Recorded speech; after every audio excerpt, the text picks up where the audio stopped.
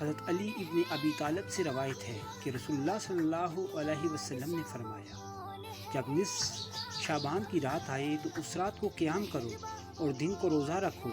उस रात अल्लाह ताला सूरज के गुरूब होते ही आसमानी दुनिया पर अपनी शान के मुताबिक नुज़ूल फरमा लेता है और सुबह तुलू होने तक फरमाता रहता है, क्या कोई मुझसे बख्शिश मांगने वाला है कि मैं उसे माफ़ करूँ? क्या कोई रिज़्क़ तलब करने वाला है कि उसे रिज़्क़ दूँ?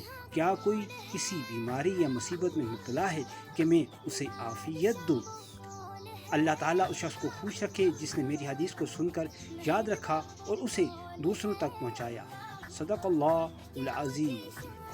आएँ इस रात इबादत को अपना ख़ास शेवा बना लें और अल्लाह ताला को राज़ी कर लें। अल्लाह ताला हमारी बख्शिश मग़फ़िरत फ़रमाए। आमीन सुम्मा आमीन। अस्सलामु अलैकुम व रहमतुल्लाह।